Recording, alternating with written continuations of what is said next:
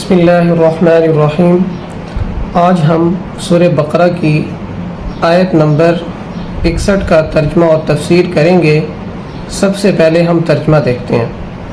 وَإِذْ قُلْتُمْ، اللہ رب العزت فرماتے ہیں جب تم نے کہا یا موسیٰ، اے موسیٰ، لن نصبر،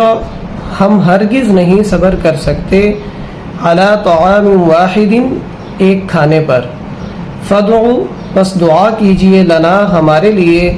ربک، اپنے رب سے، یخرج لنا، کہ وہ نکالے ہمارے لیے، مما تنبت الارض، ان چیزوں کو جن کو اگاتی ہے، تنبت اگاتی ہے، الارض زمین، من بقلھا یعنی ترکاری میں سے، یعنی سبزیوں میں سے، وقثائھا اور ککڑی میں سے، ککڑی کہتے ہیں کھیرے کو، وفومھا اور گندم میں سے، وعدسھا مسور کی دال میں سے، وبصلھا اور پیاز میں سے۔ قال، حضرت موسیٰ علیہ السلام نے کہا، اتستبدلون، کیا تم تبدیلی چاہتے ہو، الذی، ان چیزوں کی، ہوا ادنا بالذی ہوا خیر، جو ادنا ہے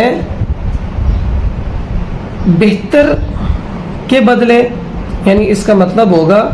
یعنی تم گھٹیا چیز چاہتے ہو اچھی چیز کے بدلے۔ اہبطوا، اتر جاؤ، مصرن، ایک ایسے شہر میں، فإن لکم، پس بے شک تمہارے لیے وہ ہے، لکم تمہارے لیے وہ ہے، ما سألتم، جس کا تم سوال کرتے ہو، وضربت اور مسلط کر دی گئی، علیہم ان پر، الذلۃ ذلت، والمسکنہ اور رسوائی، وباءوا بغضب من اللہ، اور وہ لوٹے اللہ کا غضب لے کر، ذالک بانہم، یہ اس وجہ سے، کانوا یکفرون، کہ وہ انکار کرتے تھے، بآیات اللہ، اللہ کی آیات کا، ویقتلون النبیین بغیر الحق، اور وہ قتل کرتے تھے انبیاء کا، بغیر الحق، ناحق، ذالک بما عصوا وکانوا یعتدون، اور یہ اس وجہ سے بھی کہ وہ نافرمانی کرتے تھے، وکانوا یعتدون، اور وہ حد سے بڑھے ہوئے تھے۔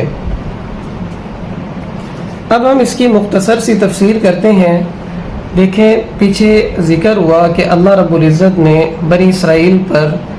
اپنا خاص کرم کیا کہ ان کے لیے اللہ رب العزت جو ہے وہ جنت سے کھانا بھیجتے تھے، جس کو من اور سلوہ کہتے تھے، لیکن بحیثیت ایک انسان اور فطری طور پر جو ہے یہ ایک ناشکری قوم تھی، تو انہوں نے یہ من اور سلوہ کھا کھا کر تھک گئے، اور انہوں نے موسیٰ علیہ السلام سے کہا کہ اب ہم ایک کھانے پر جو ہے وہ صبر نہیں کر سکتے۔ سوال ہوتا ہے کہ کھانے تو وہ دو تھے، یعنی من اور سلوہ، من یعنی وہ میٹھے دانے تھے شکر کی طرح، اور سلوہ جو تھے وہ گوشت تھا بٹیر کے پرندوں کی طرح، تو انہوں نے ایک کھانا کیوں کہا؟ تو اس کا جواب یہ ہے کہ چونکہ یہ کافی عرصے سے کھا رہے تھے تو انہوں نے من اور سلوہ کو ایک ہی کھانا کہا، حالانکہ وہ دو قسم کا کھانا تھا۔ بس انہوں نے حضرت موسیٰ علیہ السلام سے کہا کہ آپ ہمارے لیے اپنے رب سے دعا کیجئے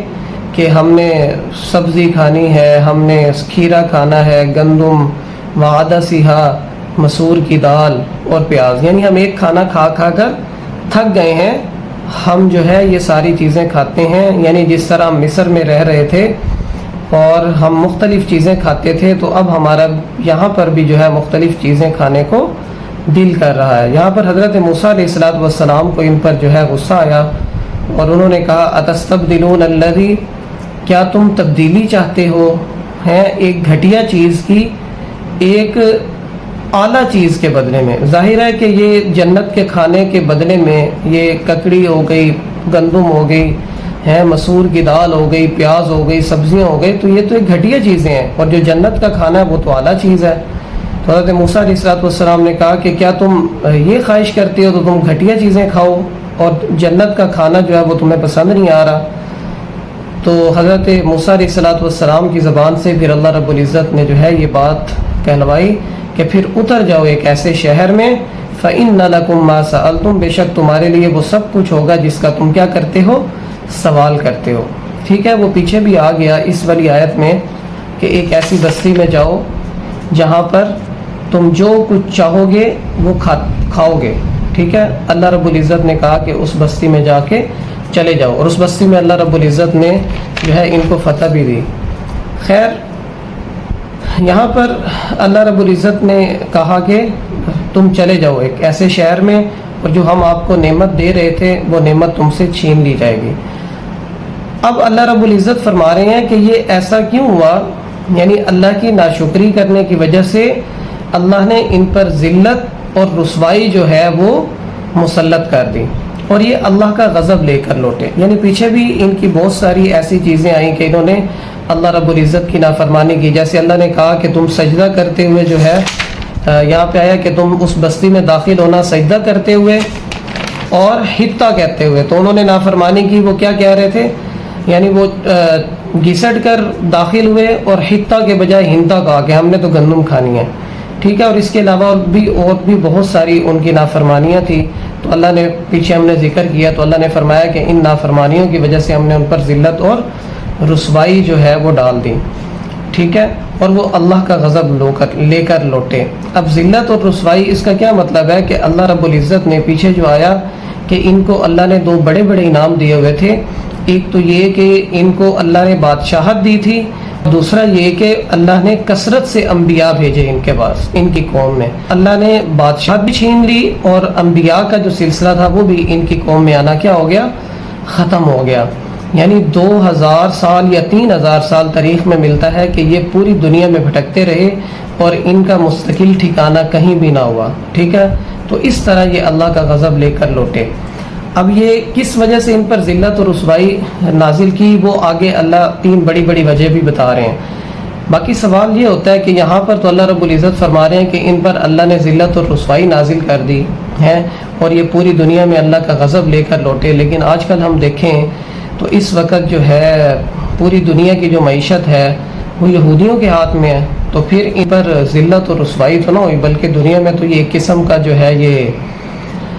یعنی بادشاہی کر رہے ہیں کہ پوری دنیا کی معیشت ان پر آ گئی ہے۔ تو پھر یہ بات کیسے درست ہوئی کہ اللہ رب العزت فرما رہے ہیں کہ ہم نے ان کو ذلت اور رسوائی میں ڈال دیا؟ تو اس کا جواب یہ ہے، اللہ رب العزت نے قرآن پاک میں دوسری جگہ پہ فرمایا کہ اللہ رب العزت ان کو 2 وجہ سے بادشاہت دے گا، ٹھیک ہے۔ بحبل من اللہ، اگر یہ اللہ کی رسی کو مضبوطی سے پکڑ لیں، یعنی جو اللہ کی طرف سے نازل کردہ کتابیں ہیں، تورات ہے، تورات کے بعد جیسے قرآن مجید نازل ہوا کہ یہ اللہ کی رسی کو مضبوطی سے تھام لیں۔ اگر یہ اللہ کی رسی کو مضبوطی سے نہ تھامیں تو وحبل من الناس، اگر لوگوں کی رسی کو بھی یہ مضبوطی سے تھام لیں تو پھر بھی جو ہے یہ دنیا میں جو ہے وہ اپنی کھوئی ہوئی جو عزت ہے وہ اس کو واپس لے سکتے ہیں، ٹھیک ہے۔ اور ایک روایت میں آتا ہے کہ قیامت کے قریب اللہ رب العزت ان کو جو ہے وہ دنیا میں ان کو کچھ طاقت دے گا، ان کو کچھ بادشاہت دے گا جیسے ابھی ان کو دی ہوئی ہے، لیکن پھر دوبارہ ان پر ذلت اور رسوائی نازل ہوگی۔ تو یہ اللہ کی رسی پکڑنے کی وجہ سے ان کو ابھی جو ہے وہ بادشاہت نہیں ملی ہوئی، معیشت نہیں ملی ہوئی، بلکہ لوگوں کی رسی پکڑنے کی وجہ سے، یعنی امریکہ، برطانیہ اور کینیڈا، یہ جو بڑے بڑے جو سلطنتیں ہیں جو عیسائیوں کی، وہ ان کے پیچھے کھڑی ہوئی ہیں یہودیوں کی۔ آج بھی آپ کو پتہ ہے کہ اگر امریکہ ان کا 2 دن بھی ساتھ چھوڑ دے، امریکہ کے بغیر یہ کسی سے جنگ بھی نہیں کرتے، ٹھیک ہے۔ تو یہ امریکہ جب تک ان کو مدد کرتا رہے گا، ان کے جو ہے ہاتھ پکڑتا رہے گا، تو تب تک جو ہے ان کی گڈی چڑھی رہے گی۔ تو اللہ نے وہی فرمایا کہ لوگوں کی رسی اگر تھام لیں گے تب بھی جو ہے اللہ ان کو جو ہے کچھ نہ کچھ دنیا میں دے دے گا، لیکن آخرت میں ان کا کوئی حصہ نہیں ہوگا۔ پھر اللہ فرما رہے ہیں کہ یہ جو ان پر ذلت اور رسوائی نازل کی اللہ نے، وہ کس وجہ سے 3 بڑی وجہ بتائیں۔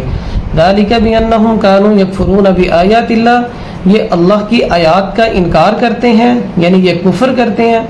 اور دوسرا ویقتلون النبیین بغیر الحق، اور یہ انبیاء کا قتل کرتے ہیں ناحق۔